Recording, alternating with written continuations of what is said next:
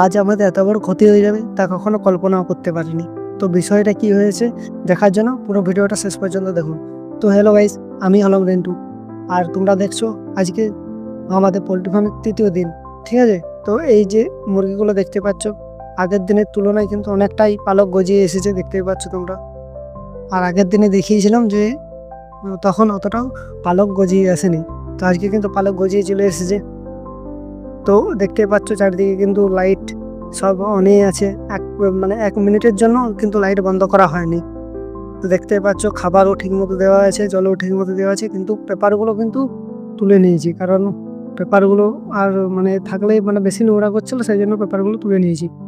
তো মুরগিগুলো দেখো এখনো পর্যন্ত খুব মানে মানে জড়ো হয়ে আছে ঠান্ডার জন্য।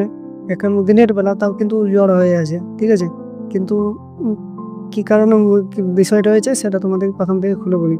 তো দেখতেই পাচ্ছ আজ কিন্তু দমে ঠান্ডা পড়ার কারণে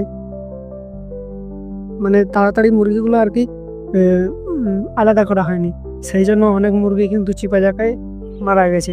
দেখতেই পাচ্ছ এখানে এতগুলো মারা গেছে এই দুটো খাটলার মধ্যে।